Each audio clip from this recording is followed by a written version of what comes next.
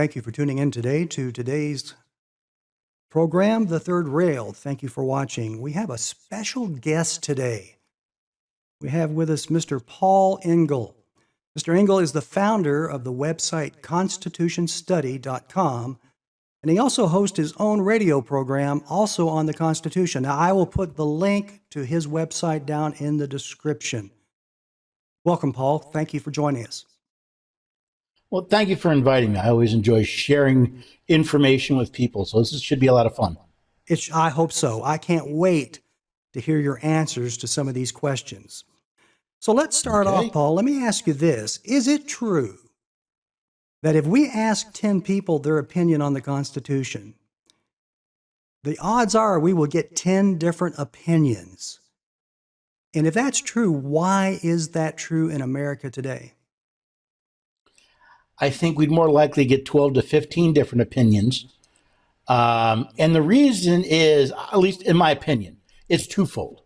One is we don't read and study the Constitution anymore. In fact, I've been asking attorneys for years, when you were in law school, did you study the Constitution or constitutional law, which is just the opinion of judges? I've had one man in all that time tell me he studied the Constitution in law school. Our lawyers do not study the supreme law of the land. So we end up with a education system that never looks at the original document. We listen to what people say about the document, and it's like a giant legal game of telephone. So-and-so said this, and then so-and-so said that, and eventually we end up with multiple views, none of which are anchored in the actual document. And in fact, in the Constitution study, original documents are really our foundation. There are four pillars to the study process. And one of them is original documents are bust. If I'm not getting it from the source, or as I like to put it, if I'm not getting it from the horse's mouth, then I'm getting it from the other end. And that's not a good place to get it. Okay, I agree with you on that. Let me just tell a little story here. And this was in the news. This was about 10 years ago in the state of Kentucky, which is, you're in Tennessee, I believe, so this is just north of you. Yep. But in 2015, a Kentucky county clerk refused to issue same-sex marriage licenses. This made national news, of course. This was based primarily on her religious beliefs, but also at that time, Kentucky law did not recognize same-sex marriages. On June 26, 2015, the U.S. Supreme Court ruled in the landmark case of Obergefell v. Hodges, holding that the fundamental right to marry is guaranteed to same-sex couples by both the Due Process Clause and the Equal Protection Clause of the 14th Amendment to the U.S. Constitution. She was ordered to obey the Supreme Court opinion, but still refused and was jailed for contempt. My question to you, Paul, the first one, was the Supreme Court constitutionally correct in that case as far as due process and equal protection?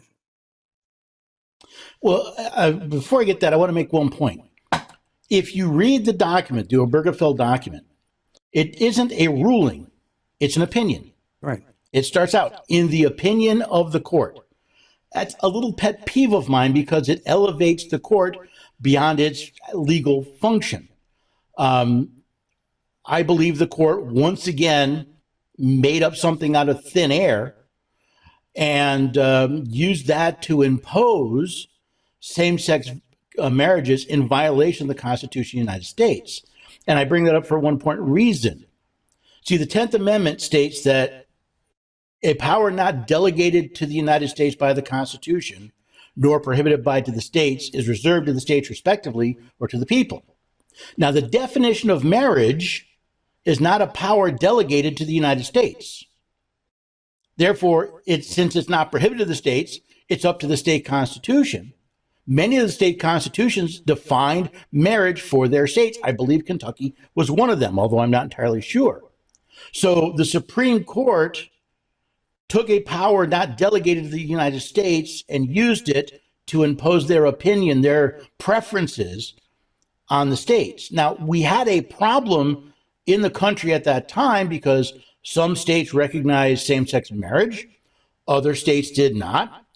And there was actually a cottage industry on same-sex couples traveling to Vermont was one of the ones that did this, and getting married and then going back to their home state and demanding those marriages be recognized. They did this under the I forget the clause where the states have to recognize the public actions of other states, but we don't. The Congress never made a law that said you have to recognize a marriage license from another state. So we ended up complicating an already complicated process. And like I said, this was not the first time, neither is it the last, that the court made a political decision, not on a legal decision. Because the same way you cannot claim that, well, one state defines the age of consent, the age of driving is 16. The others may say, well, you can start driving at 15. Well, that doesn't mean that every state needs to allow 15-year-olds to drive, right? The states don't give up their power to make these decisions. So that was a mess, and that mess has created further messes since then. I think you've touched on the second question. Does the federal government have the authority to intercede in state law concerning marriage? Meaning, did the Supreme Court have justification to give an opinion? And I think you touched on that. But my question, do you know, and if you don't know, that's fine, but do you know how the Supreme Court even heard this case? Well, like many cases, as I said, there were problems, there was confusion in the country. It actually started, if memory serves, in Massachusetts, where the Massachusetts Supreme Court ordered the Massachusetts legislature to write a law allowing same-sex marriage in the state. Now compare that, so you have a court ordering the legislature to do something, which I'm not that familiar with the Constitution of Massachusetts, but I think it's beyond the scope and power of the court. You compare that to the state of New York, where I used to live, where the legislature passed a law that says we, as a state, we're going to recognize same-sex marriage for legal purposes. Of course, that creates its own set of controversies, but we have two states, one imposing same-sex marriage through the courts, the other doing it through the legislative and the Republican process, right? The representative process. And the court, in an attempt to deal with this mixed multitude, in my opinion, looked at the politics of it and said, no, we should have same-sex marriage. And since Congress could never pass a same-sex marriage law because they could not get his support, they simply said, they can't do it. We will do it. We will assume a power we don't legally have to impose this because we don't like all the mess between the states. So this question, do states have to follow Supreme Court opinions? If not, what are the consequences? Ooh, very good question. And if anyone wants to dig into this, I recommend you read Federalist Paper number 78, written by Alexander Hamilton. And he gets into details on this. To understand it, the Supreme Court has no power. Alexander Hamilton in Federalist 78 said the courts have neither force nor will, only judgment, and are ultimately dependent on the executive arm for the efficacy of their decisions. A Supreme Court decision is not law, and it only binds the actual parties to the case. So in the case Obergefell versus Hodges, there's no legal requirement for the states to follow it. It was a single case with a pair of parties, and that decision really only reflected that case and those parties. It's our misunderstanding, this belief that courts rule rather than offer opinions, that leads everybody to think, oh, legally I have to follow that. No, they don't. And in fact, there are several scenarios throughout history where the states have stood up and said, no, that's not a power we vested in the federal government. We don't care what the court says. You don't have that power. When you said that, it reminded me of the case in Kentucky. The clerk was pressured, of course, just attacked in the media, and they would ask and demand that you obey the Supreme Court ruling. It's the same terminology, what you're talking about. This is what people think. They make a ruling. Right. They're not rulers. They don't rule over us. It's the language, and I don't even know if Kentucky has done this. I don't know if they've changed their state constitution or law in regards to that opinion or not. I don't know. But let's move on. Well, I'm sorry, go actually, ahead, sir. can I comment on that? Because a point I bring up quite frequently is understanding the supremacy clause. Article 6, Clause 2 of the Constitution. It says that this Constitution and the laws of the United States made in pursuance thereof, and all treaties made or which shall be made under the authority of the United States, shall be the supreme law of the land. You know what's missing from that? A court decision. A court decision cannot be supreme law of the land because a court decision cannot be law. Article 1, Section 1, Clause 1 of the Constitution vests all legislative, all lawmaking power in Congress. So our lack of understanding the basic language of the Constitution leads to a lot of this stuff. And again, remember, it's not just federal law. It's laws made pursuant to the Constitution. So this idea that a court can come up with something and that supersedes the supreme law of the land is not only an antithesis to the Constitution, it's to the very idea of a government of, by, and for the people. That we, the people, create laws through our representatives, not through an unelected oligarchy of men and women in black robes. So I don't have this written down. I got all kinds of things going through my head. But going back to states having to follow the Supreme Court opinions, if they did not, I ask you what the consequences were. So it would seem to be that, are there any examples of states opposing the opinions of the court, and they can basically get away with it? Well, there are some. I don't know if it's always the court, but we have to understand the states created the federal government, not the other way around. Correct. So what are the consequences? The court can do absolutely nothing. Right? Now, they can file all the complaints. They can claim contempt of court. That has no impact on the states unless the executive arm, in other words, the president, tries to enforce that. Now, again, we get to the same problem of understanding the supreme law. If the executive tries to get a state to do something that he's not legally authorized to do, which, by the way, happens all the time, states need to not only know, but have the gumption to stand up and say, no, we're not going to do this. One example involves the case Prince v. United States, which actually started with a gentleman by the name of Sheriff Mack out of Arizona.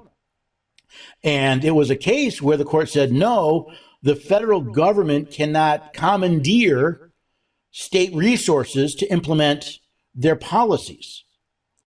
So the problem you run into with that is you have a court which is not following the Constitution. So the executive branch says, well, you have to do this or we're going to send in the feds, the FBI or whatever. You don't have the legal authority to do that. Well, we'll take you to court again. Ultimately, it's how far the states are willing to stand up and push back. And sadly, in most cases, the states are not willing to push back on most situations. There are some exceptions. It's not exactly a court case, but this whole legalization of marijuana. I believe the federal government has unconstitutional. They've illegally restricted access to marijuana. And when the states say no, the feds haven't done anything. So it gets back to how hard are they willing to push on both sides to actually stand up for what they think is right.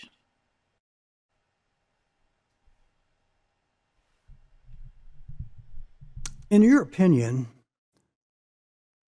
what constitutional amendments have done harm to the republic as visioned by our founders? Oh, easy. 16th and 17th Amendment destroyed the Republic. And let me explain. I actually have a book I wrote on that. The 16th Amendment is where we get the federal income tax, or more accurately, where we've allowed the federal government to collect an income tax without apportionment to the states. Right? Now, there was an income tax before this, started during the Civil War, and we tried. They tried again a couple decades later, and the Supreme Court said no. That's a direct tax. It must be apportioned to the states. The 16th Amendment said that now the federal government could collect taxes on income without apportionment to the state.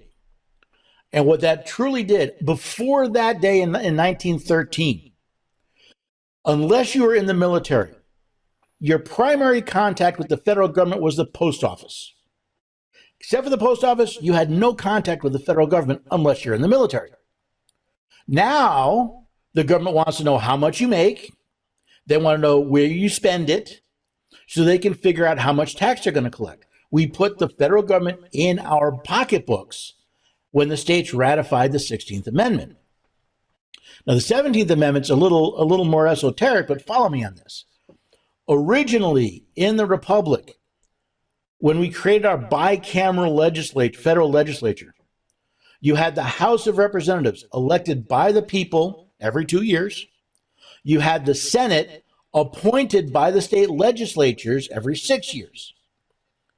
So you had one house that was focused on representing the people and one house that was representing the states. And the states had a say in federal law. Now, along comes 1913 and now with 17th Amendment, which was proposed because of a unproven allegation that states were selling Senate seats. And that somehow magically by having the people elect senators, there would be no corruption in the election of senators, which is utterly laughable. Yeah, that's since Blagojevich just when Obama took the presidency, was alleged to have been selling the Senate seat. He was charged with that. So it didn't fix the problem. What it did was it took the states out of the process of passing federal legislation. So now if there's a piece of legislation that infringes on the powers of the state, there's no state entity going, hey, wait a second, time. The Constitution doesn't allow that because the senators are no longer concerned with representing the states. They simply want to make sure the people vote for them. So we turned our bicameral legislature into a two houses, but with the same goals and agenda. It limits their distinction.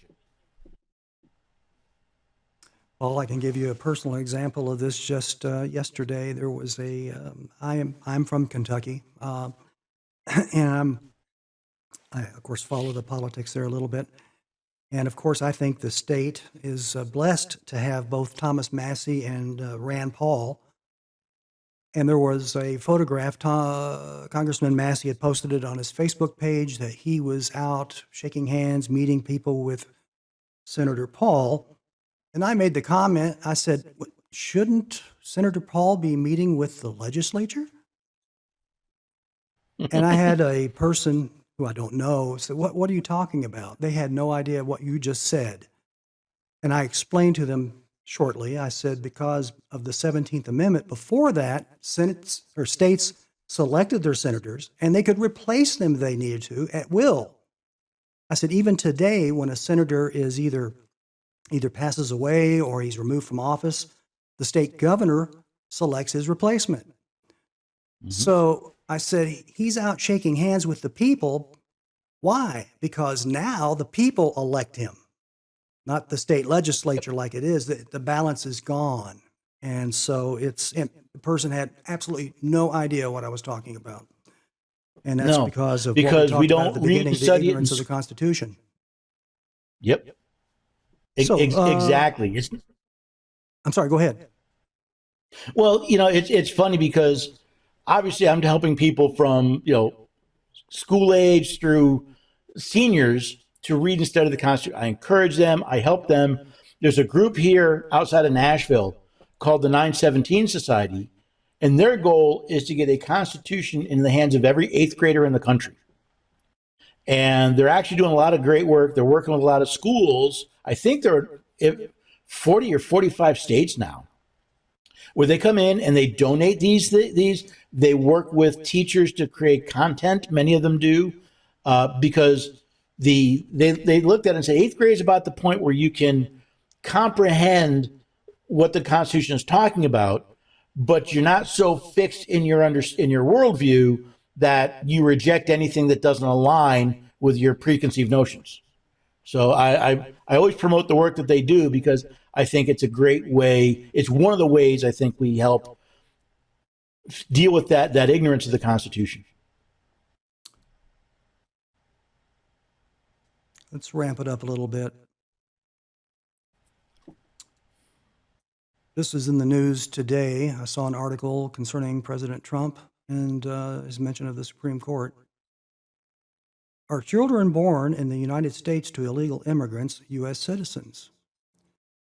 Or to bring it into a more common perspective that most people maybe would understand, is actress Nicole Kidman, who was born in Hawaii while her Australian citizen parents were there on vacation, is she a U.S. citizen? According to the Constitution. No. And again, we get back to the 14th Amendment. And again, this is a mess created by, of all things, the Supreme Court. So the first section of the 14th Amendment says persons born in the United States and subject to the jurisdiction thereof are citizens of the United States. And that language, that subject to the jurisdiction thereof, is important. Sadly, one Supreme Court justice, I believe it was Sotomayor, kind of reinterpreted that in her opinion about a recent case. She claimed it was subject to our laws. That's not what the Constitution says. I went back to the debates over that particular language. The gentleman, the senator, drawing a blank on his name at the moment, who actually proposed that language, subject to the jurisdiction thereof, said, I submit this to believe this is natural law, this is national law. You're not talking about if Harry you're Reid, here, no. Oh, he had some interesting legislation years ago. I forget the name. I've read it, and it was fantastic. But of course, it never made it anywhere. But I'm sorry. Go ahead. I interrupted. But the person that actually, we're talking about the joint resolution that became the 14th Amendment. All right, so we're talking back in the 1860s. And he said, this is natural law. This is national law. Is that someone here, born here and subject to the jurisdiction of the United States. This would not include aliens. It would not include foreigners. It would not include children born to diplomats. You have to be subject to this country. The parents have to be subject to this country to be a natural born citizen. Now, what's interesting is the early 20th century, there's a case called, I think it's United States versus Wong Kim Ark. And the Supreme Court said that Mr. Ark was a resident of the United States. He had gone overseas. He came back and he was denied entry because he was not a citizen. And of course, he sued. And the Supreme Court said Mr. Ark was born in the United States of parents that were subjects of the Emperor of China. But he's still a citizen, even though it violated the exact language of the Constitution of the United States. And that's where we get this idea of birthright citizenship. It does not come from the Constitution. It comes from the Supreme Court ignoring the language of the Constitution. Your comments are going to stir up a lot of anger in a lot of people. I'm sure you're very aware of that. But you also went ahead and you said the bad words. I wasn't going to bring it up. I was going to avoid it. But you said it. You brought it up. You said natural born. And Yeah. I think you sort of defined what a natural born citizen is. Could you Well, just quickly understand. give what you think it is? So before I do that, very simple. The Constitution gives to Congress the power to set rules for naturalization. Right? Only Congress can define the process for naturalization. Would that not include when someone needs to be naturalized or not? The simple language, I mean, just the plain language of the Constitution says a natural born citizen is a person who is a citizen at birth. Now, Congress has said to be a citizen at birth, one parent, at least one parent, has to be a citizen of the United States. That's federal law. I don't remember the citation off the top of my head. But federal law to be a citizen, regardless of where you are born, if one parent is a citizen of the United States, you're considered born a citizen of the United States, natural born citizen of the United States. Now, of course, a lot of people like to go to a Swiss commentator who has a different definition for, why am I drawing a blank on his name? I have to look it up. I'm drawing a blank on his name. But he wrote a book called Laws of Nation. What is it? It's going to drive me nuts. De Vittel. That's it. Mr. De Vittel. He wrote a book called The Law of Nations. It's a commentary on what we now call international law. And in that, he claimed that a natural born citizen had to have both parents who were nationals of the nation, and the child needed to be born on that nation's soil. There's just one problem. That's a commentary. That's not law in the United States. It has no legal impact in the United States. Our federal law says, nope, you need to have one parent when you're born in order to be a natural born citizen. And yes, I get those nasty grams all the time. I'm sure you do, but if the definition is explained in the congressional record.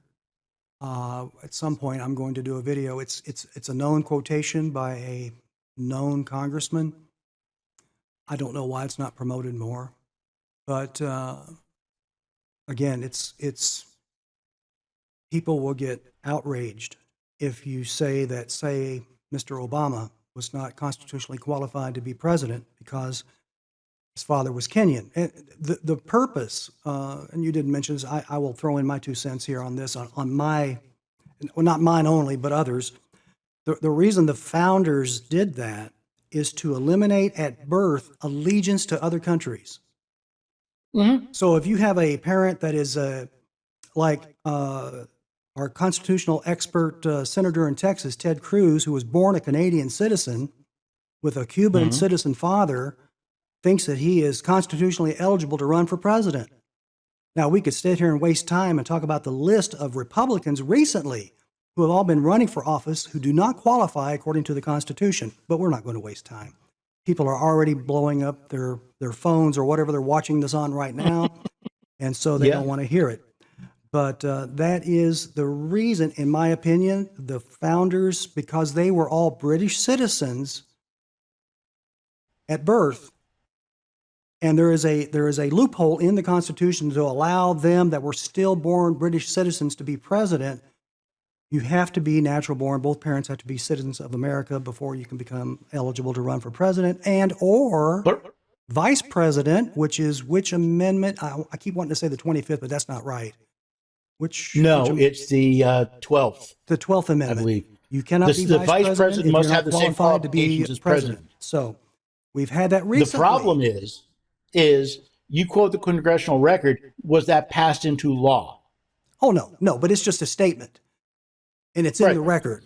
And so people today see they don't know what it means, and they say, well, the founders, they didn't define it because they all knew what it meant when they wrote it. Why would you define a common use term? So again, we're talking about what we spoke about earlier about the education system now as compared to 100 years ago.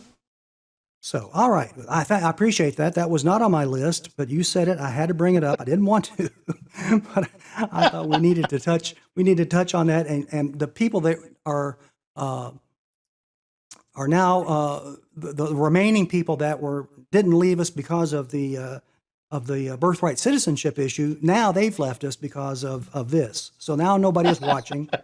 Everyone's gone. So So it's just you and me having a conversation, you know. So let's see. We got another question here. Which, if any, existing federal departments and agencies are, in your opinion, in violation of the limited authority enumerated to the federal government? And the ones that come to my mind off the top of my head are the Department of Education, Department of Energy, Health and Human Services, and the ATF. Those come to mind. But I'll open it up to you. Are there any agencies or departments in the federal government that are not constitutional?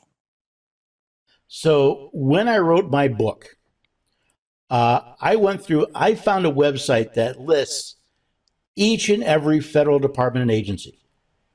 There were 600 and some odd. I mean, it was a huge number.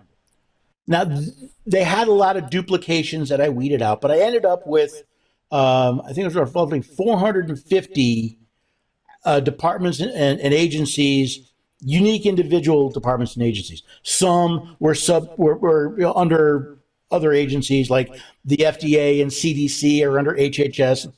I looked at all the agencies, and then I went through each and every one of them and said, could I find a power delegated to the United States that they could possibly exercise? Right? Not that they were completely, did they have at least one? 95% of those agencies are constitutionally, their exercising power is not delegated to the United States by the Constitution. 95%. I believe that was the number I came up with. So yeah, I'd say 9 out of 10, at least, of those agencies. And you just list a few, you know, CDC, FDA, Department of Commerce has a legitimate purpose, right? Because Congress can regulate interstate commerce. So there's not everything they do is constitutional. The EPA is unconstitutional. And like I said, because you go back to, and there's 2 clauses, you know, everybody looks at the 10th Amendment, which is a good place to start, right? Powers not delegated to the United States don't belong to it. But if we also look at the necessary and proper clause, Article 1, Section 8, Clause 18, which reads, Congress shall have the power to make all laws necessary and proper to put into execution the powers vested in the government of the United States. So in order for Congress to create a law, it must be necessary and proper to put into effect a power delegated to the government of the United States by the Constitution, which immediately eliminates all of these agencies, which, by the way, means that every dollar spent on those agencies is embezzled from the American people. The definition of embezzlement, spending money on something you're not authorized to, which roughly comes out to about 2/3 of federal spending every year is embezzled from the American people because it's spent on or through these agencies that legally don't exist. They're kind of a legal fiction. I go back to, there's several court cases. Well, first of all, Federalist 78, Alexander Hamilton. An unconstitutional act is void. It's empty. It's meaningless. That's been substantiated through multiple Supreme Court cases, multiple Supreme Court decisions. I want to bring up one because this is my personal favorite. I can find it here. Yeah, Norton v. Shelby County, where we read, let me bring this up here. An unconstitutional act is not a law. It confers no rights. It imposes no duties. It affords no protections. It creates no office. It is in legal contemplation as inoperative as though it had never been passed. That's only one of the latter ones. I just love the language of it. Yeah, those agencies don't exist because they couldn't create the agency because it was done by an unconstitutional act. All right, so we can just all ask for refunds on our tax dollars. I'm sure they'll be happy Well, to here's turn the that scary over. part. Based on, I think it's the last time I looked, it was 2023 spending. If the federal government only spent money on what it was constitutionally authorized to, the federal debt, not the deficit, the debt would be paid off in less than a decade. I don't doubt it at all. I don't doubt it at all. Oh, my. Does a Constitution give the federal government any authority over your safety? We hear that all the time. Yep. And the answer is no. Go back to the Declaration of Independence. Was it these rights? Why am I calling a blank on that?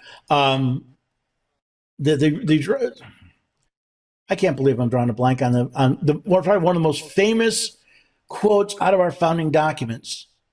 We hold these truths to be self-evident, that all men are created equal and endowed by their Creator with certain unalienable rights, that among these are life, liberty, and the pursuit of happiness. That to secure these rights, governments are instituted among men, deriving their just power from the consent of the governed. So the purpose of government is not to keep you safe, it's to protect your rights. As Benjamin Franklin wrote, he was writing under the pseudonym Silas Dugan, like 1722, I think.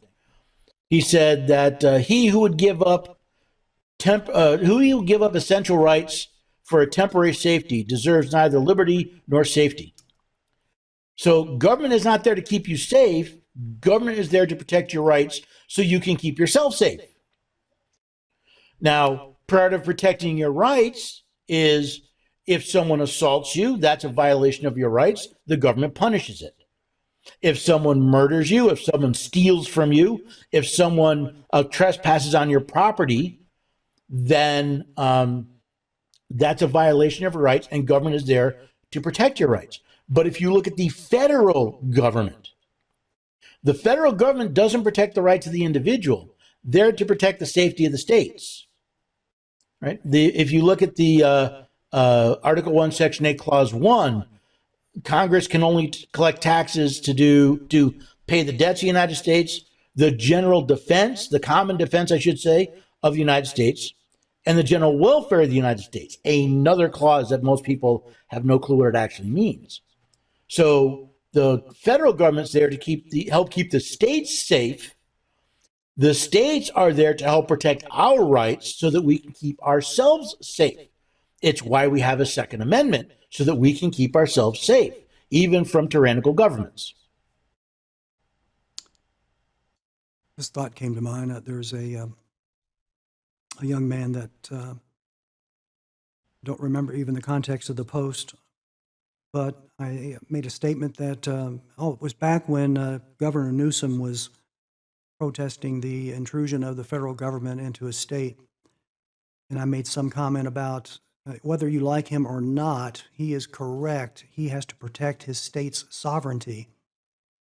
And I got pushback. What do you mean, state sovereignty? Young people today have no idea. They think the federal government is sovereign over everything, and that states have no rights as far as that goes. It's interesting. So let's move on. I appreciate your comments so much.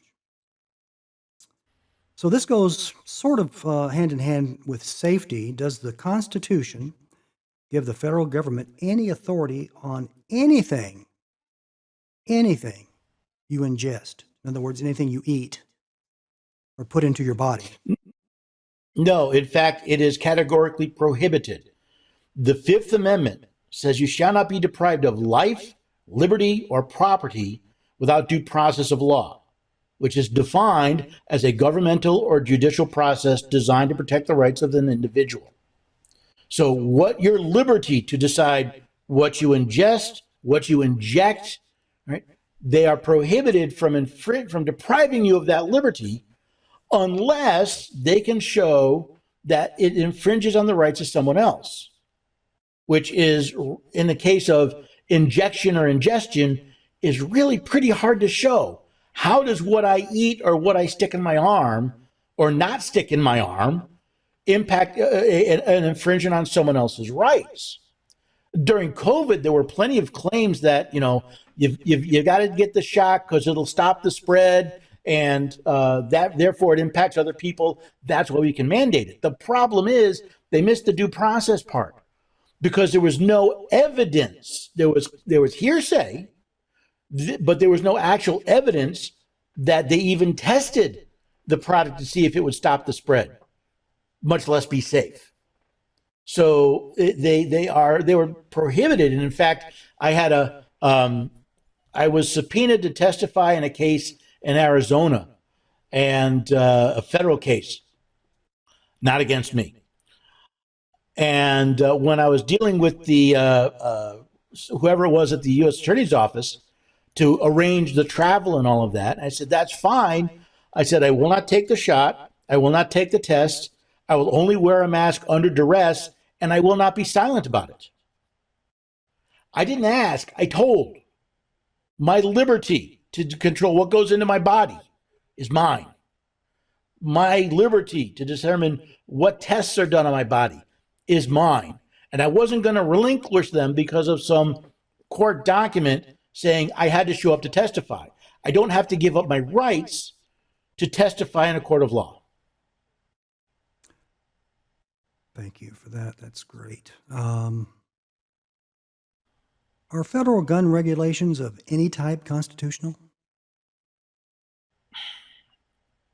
I'd be careful because when you say any. Well, Mr. Is it Biden said possible I don't know when it was, if he was running for president or he was president. I wonder if he even remembers he was president. Anyway, he made a comment about people owning cannons. He made some, you think people Oh, could yeah, I own remember cannons? I think 100 years And ago. they did, you by could the own a way. cannon. Yeah, you could. Go ahead. I'll leave you to Several that. Go people ahead. did. But the reason I'm hesitant, I hesitate around always, never, any, all. For example, Congress can regulate foreign commerce. So can Congress make a gun law that regards the importation of foreign firearms? Yes. That would many people consider a gun regulation. That would be constitutional. As far as our ability to own them, carry them, and use them for lawful purposes, absolutely not. That is a direct violation of the Second Amendment. And everybody who says, but, that's not the problem. The but doesn't supersede the Constitution. By the way, that goes just as much for state gun laws. Now, what's interesting is several states have started passing, I think we're up to like 24 or 25. They call them constitutional carry laws, claiming that, the Constitution says you can keep and bear arms, you can keep and bear arms. Not all of them are truly constitutional carry laws. For example, I live in Tennessee, which is some people claim is a constitutional carry state. It is not. We are a permitless carry state. It's some subtle differences in there. But those federal gun control laws, they not only violate the Second Amendment. What I find interesting is many of them violate common sense, reason, and actual objective fact that most gun control laws don't necessarily decrease crime. They tend to put people in more jeopardy because now they have no method of defending themselves. For example, I live in Tennessee. In Tennessee, that little sign with the outline of a gun and a red circle and slash has the force of law. If I walk past that with a firearm, I can be charged with a crime. Now, it's not supposed to be put on public buildings, but it's on private buildings. Now, a private building, they have the right to control what happens on their property. They have the right to tell me that I can't exercise my right on their property because that infringes on their property rights. But I always bring up to them, you do realize the legal jeopardy you put yourself in. Because if something does happen here and you've prevented me from defending myself, I'm going to sue you for the fact that you did not provide security when you prevented me from defending myself.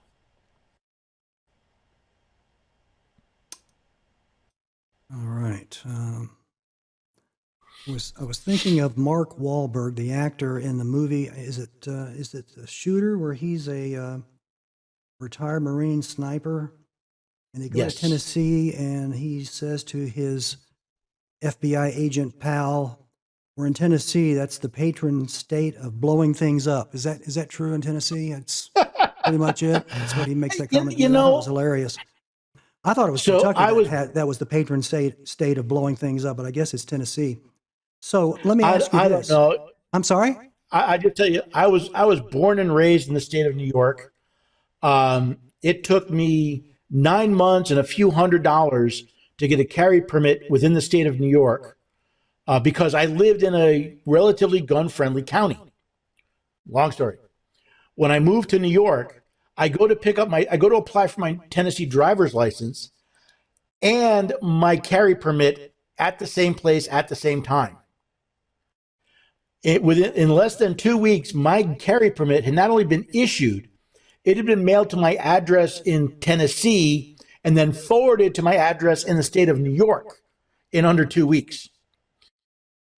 So yeah, it is different down here. We're thankful for that.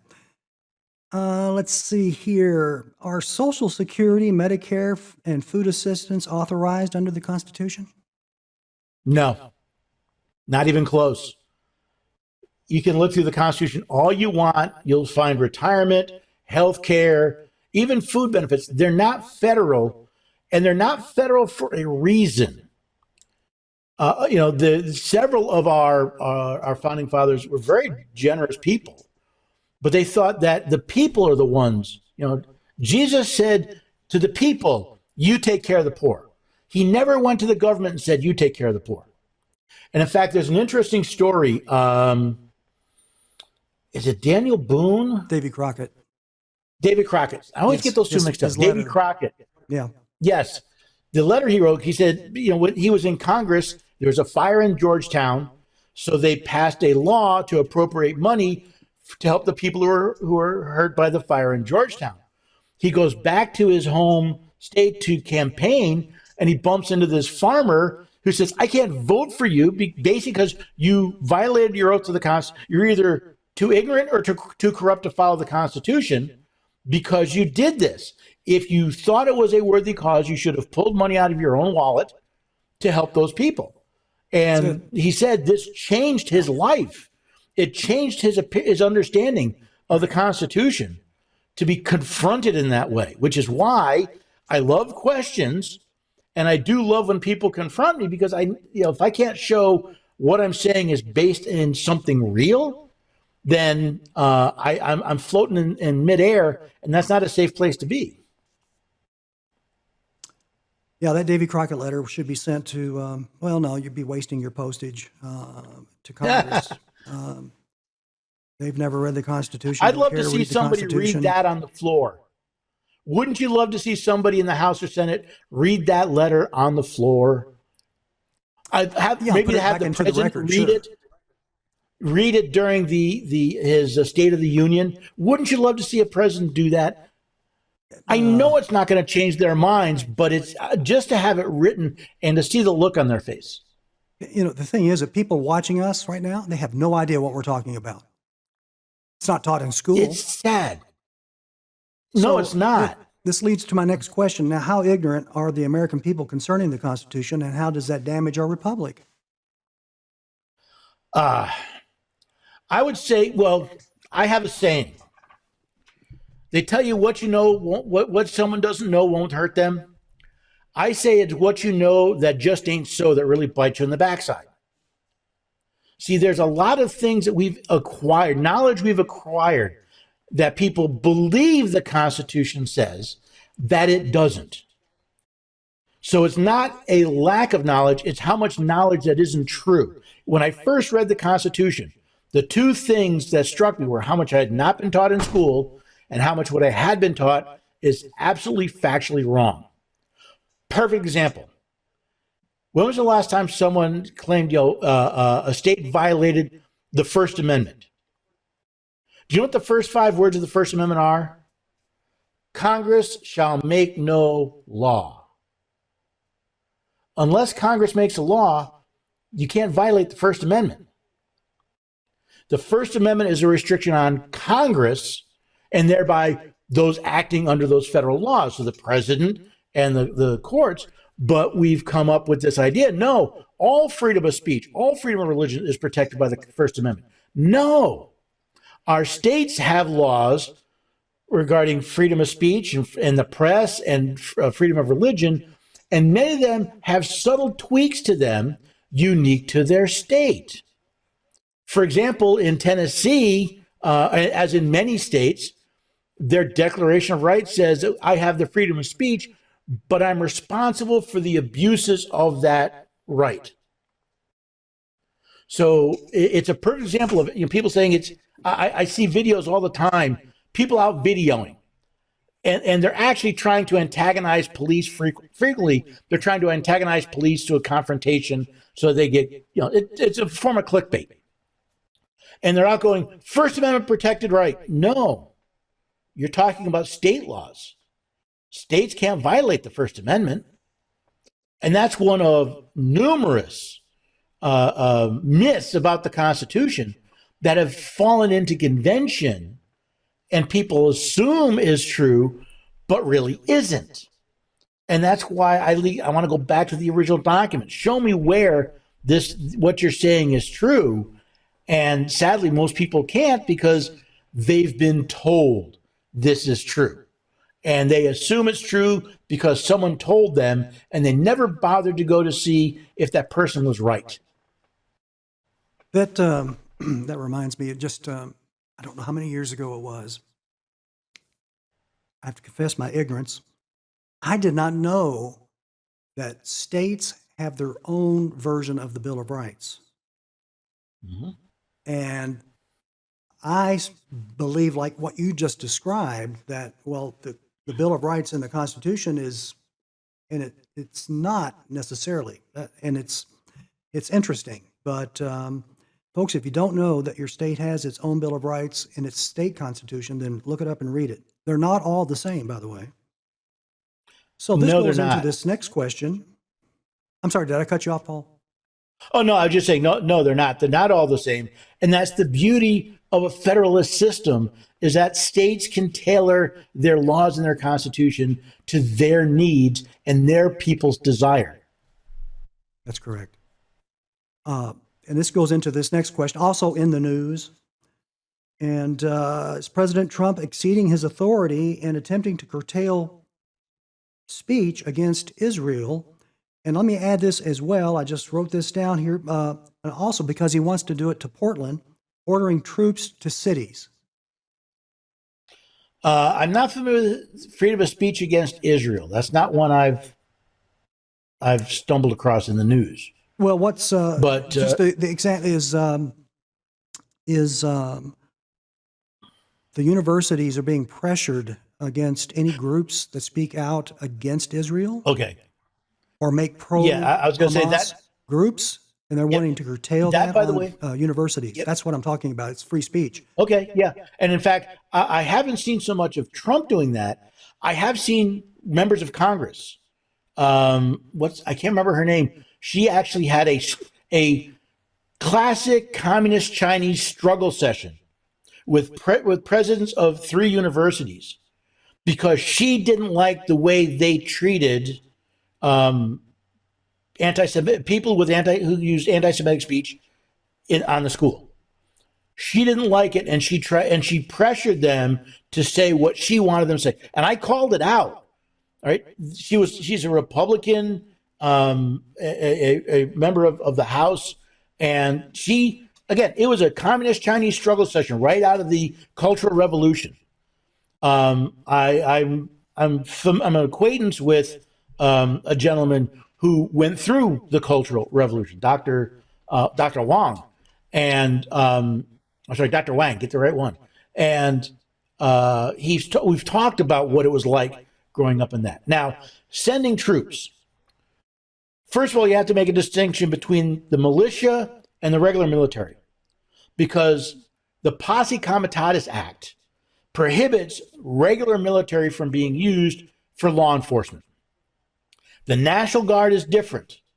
And in fact, under the Constitution, the Congress can set up rules for the calling up of the militia. The National Guard is one of the militias for the among other things enforcing federal law. So, if the National Guard is sent to Portland to enforce federal law, that's legal. The problem I've run into, and I see this a lot with Donald Trump, is his rhetoric often supersedes or goes beyond his actual actions. Right? So he talks about there's crime in the streets, and there's drugs in the streets, and there's carjackings and murders and rapes. So we're going to send in the National Guard, as if he's going to enforce those state laws. Well, what he's really going to do is he's going to send in the National Guard to enforce immigration law, which I believe is unconstitutional and probably a whole nother subject, federal immigration law. So we got to be careful with, very often his rhetoric gets way over the skis from what he's actually doing. Now, Washington, D.C. is different. When he sent the FBI and ATF and the National Guard to enforce laws in D.C., D.C. is a federal district. It is not a part of a state. The legislative body, in fact, Article 1, Section 8, Clause 18, I believe, says that Congress has exclusive legislative authority over the district, not more than 10 miles square, that will become the seat of the government of the United States. Congress, and only Congress, can pass laws. Now, they've since delegated some of that to a Washington City Council, but D.C. is different from every other city. And as soon as you start talking about going to Chicago and New York and L.A., you can enforce federal law. The problem is, and which, by the way, L.A., when they had the anti-ICE riots, to go into there to protect federal land, the federal buildings, that was legitimate, but that was the limit of their power. This whole idea of, I used to live in New York City. I've seen what it's been like to live in a cesspool with, full of scum and villainy. The emotional desire to do something is there. It's the legal question of, is the right entity to do this the federal government, or is it the state and local government elected by the citizens of that state and of that city? All right, they're consenting to those laws and those powers. They're the ones that have to be, if they don't like it, they have to stand up and do something about it. These next questions are from viewers. Rafael Costales asked this: in the Second Amendment, what is the purpose of the militia clause? I think this sort of goes along with what we just talked about. Is the militia in the Second the same as the militia in the Fifth Amendment? The purpose of the militia clause is really explaining why the Second Amendment exists. Right? A well-regulated militia being necessary to the security of a free state. So you have to understand, the states came before the federal government. The states created the federal government. And the states are the only entity legally allowed to change the federal government. So the states need to be able to protect themselves. Yes, the federal government has a duty to protect them from invasion, but they have to be able to protect themselves. And you think about not only the times then, but the times now. What's the saying? When seconds matter, the police are minutes away. The ability to defend yourself, whether, by the way, it's against a human being or an animal, or even just overactions of a government. If a state is going to remain free, it needs a militia, an armed populace. And you go back to several of the quotes from our founding fathers, they make this point very clearly that, I think it's Webster, Noah Webster said that no standing army can take over because the people are armed. Right? It's our ability to defend ourselves. So that militia clause explains why that clause is there. The next clause, right, the right of the people to keep and bear arms, is the functional clause, and it says you need to be armed because you maybe have to defend yourself. You may be called up to be a part of the militia. You may be asked. You may be called upon to act as part of the militia. So if you don't have the ability to keep and bear arms, how are you going to act as part of the militia? And in fact, under federal law today, every male between 18 and I believe it's 45 is considered part of the unorganized militia. So you need to have arms if you're going to do that. I've got my musket at the ready. I got more than that. Just don't reveal too much. This next question is from Ricky Owens. He said, did Vice President Mike Pence have the constitutional authority to reject or return the electoral votes on January 6, 2021? According to the Constitution, what was his job, and did he have any options? The short answer is no, he had no authority to do that. And one of the biggest problems, every election cycle I go through this. In fact, I'm pretty sure I got kicked off of Facebook because I was teaching what the Constitution and federal law says about how we actually elect the president, because most people are wrong. It's one of those things we know that just ain't so. The role of the vice president as president of the Senate is to do one thing and one thing only: make sure the electors' votes are counted. Right? He can't decide, because just think of it this way. If the sitting vice president can decide which electors are going to get counted or not, then the president can manipulate the election, which makes no sense. The other part that, again, most people don't realize is the people do not elect the president. The states do. And this has become such a common misconception. When I was a younger man, in the state of New York, and I walked into the ballot box, the ballot said electors for so-and-so. Almost, I think 2/3 of our states I think in the 2024 election, less than 1/3 of our states actually pointed out, you're voting for electors. You're telling your legislature which political party slate of electors you want to appoint to vote for president. We get lost in this with all of this, the national popular vote, which does not legally exist. There's no national popular vote. People are trying to make one up. So, but yeah, no, he had no legal authority. And, I don't know if Donald Trump didn't know better or if he got bad advice. But this whole push that Pence could manipulate the election is nowhere in the Constitution. In fact, Congress doesn't have the authority to determine whether or not those ballots are valid. Federal law says they do, but that was not made pursuant to the Constitution.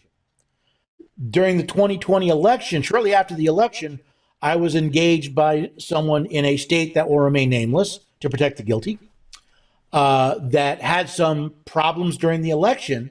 And the question was, what are the constitutional solutions? I said, you cannot wait for someone else to do something. The state must do something.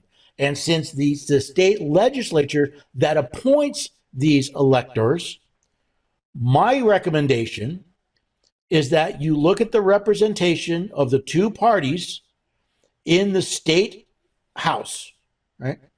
And that you appoint a number of electors proportional to their representation in the state house. Because if you cannot trust the election, and they had at that point judicial and executive meddling in the manner of choosing electors. which is a violation of the Constitution, it's a then the only thing you can do is the legislature has to appoint them. And my recommendation is you do it proportional to the political representation in your state legislature. It's the best way to get an understanding of what the people wanted. But of course, politicians are cowards. They never did that, and away we went. James Warren asked this question, and it's a little lengthy. Doesn't the exact wording of the treason clause of Article 3, Section 3 of the Constitution effectively make Abraham Lincoln guilty of treason?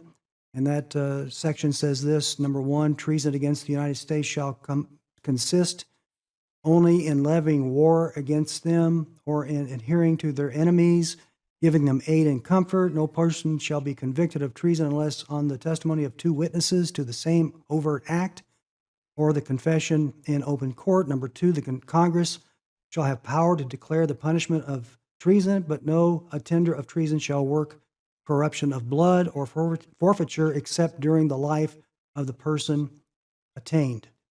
So, Okay. Nutshell, it was Abraham Lincoln guilty of treason. All right, let's stop and think this through for a minute.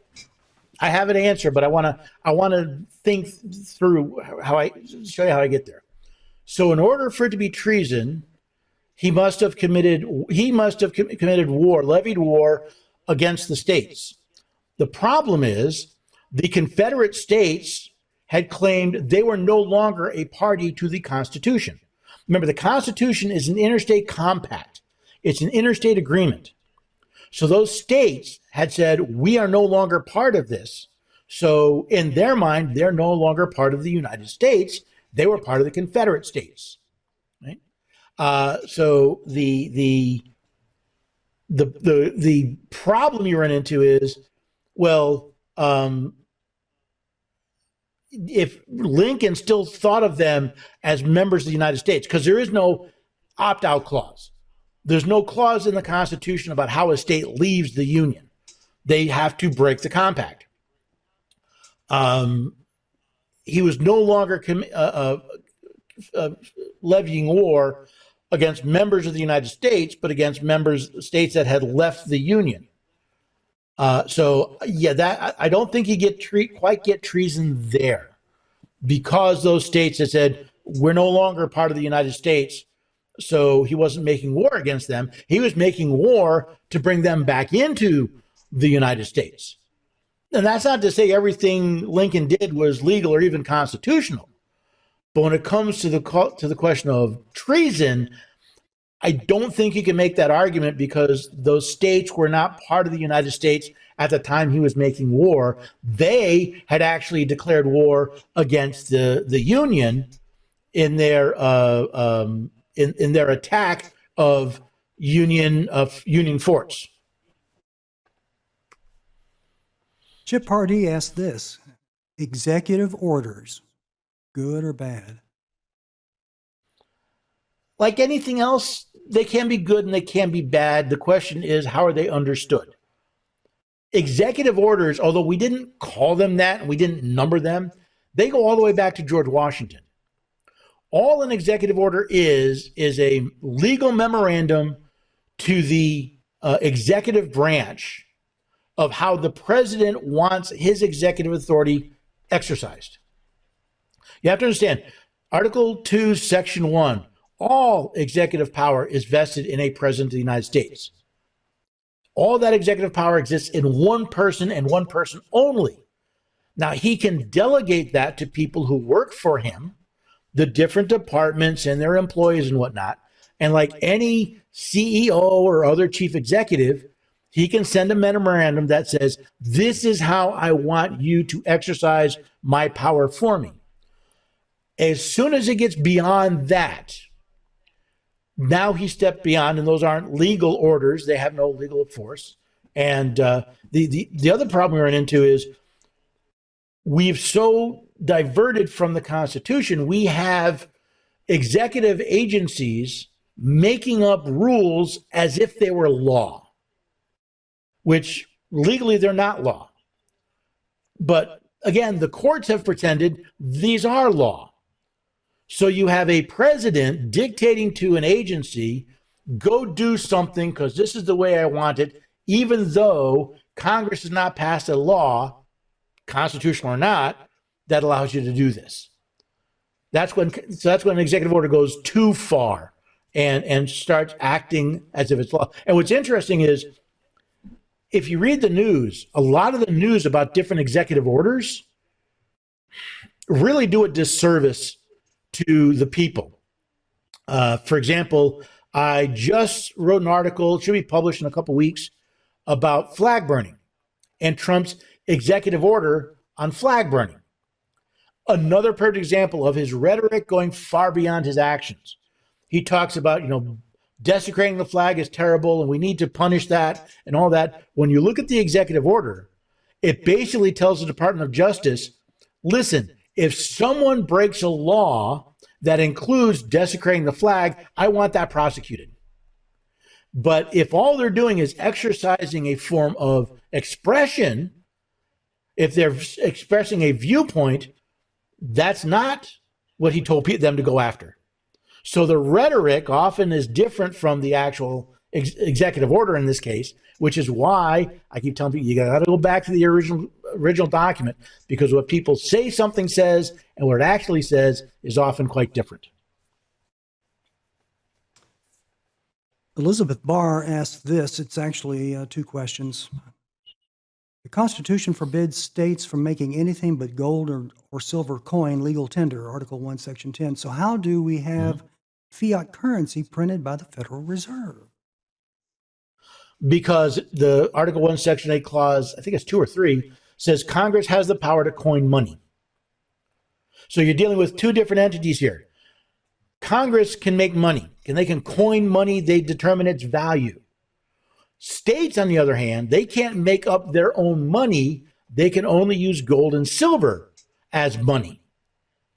So this is why we see several states starting gold depositories, where the state will have a place where people can store their gold. And I'm hoping we'll start offering bank-like services that would allow you to have a checking account or a debit card that works against your account in gold and silver, because that would get us away from the fiat currency and the Federal Reserve. I have a whole bunch of issues with the Federal Reserve because you have, again, a supposedly independent corporation that's determining the value of money, which is a power vested in Congress, not in a third party. The last part of her question is this: are we living by original intent or by a living Constitution? We're living by I contend we're effectively an oligarchy, where the rules are, the Congress can make up laws, but they don't mean anything until the courts say it's okay. Perfect example, George W. Bush. When I think it was the Patriot Act was passed by Congress, in his signing document, he said, I believe this is unconstitutional, but I'm going to sign it and let the courts work it out. And to me, that was a blatant abdication of his role as president. It was a violation of his oath of office because it placed the courts above the Congress and the president and even the Constitution at that point. So, that's why you see people quoting, quote unquote, case law. Case law is not law. It's an opinion of a judge. You have stare decisis precedent. You have courts that literally ignore the Constitution to follow precedent. And again, in one of the recent Supreme Court cases, you had Justice Sotomayor claim that the president violated precedent 4 times. Wait a second. Precedent is not law. He can't violate precedent. But you have supposedly one of the sharpest legal minds in the country that don't understand the basics of the Constitution. the very basics of the law, not only the supreme law of the land, but the law she took an oath to support. Now, to me, that's bad behavior, which, by the way, is an impeachable offense. Unlike the president, judges hold their office during their good behavior. Placing anything but the Constitution as the supreme law of the land, to me, is bad behavior and should be sufficient to consider to be impeached. You need to try it in the Senate, but it's certain enough for, in my mind, that's enough for impeachment. And if, my opinion, if we impeached more judges, convicted or not, maybe they'd pay a little more attention to the actual law and not their opinions and their preferences. Paul Engel, wow. Wow. Fantastic information, sir. Thank you so much for your time. We appreciate it immensely. I hope that the viewers will glean from this. It's an education. We should get college credit for listening to this video. Folks, if you like that, there's more to come in the future. Make sure to like and subscribe. We'll see you the next time on The Third Rail.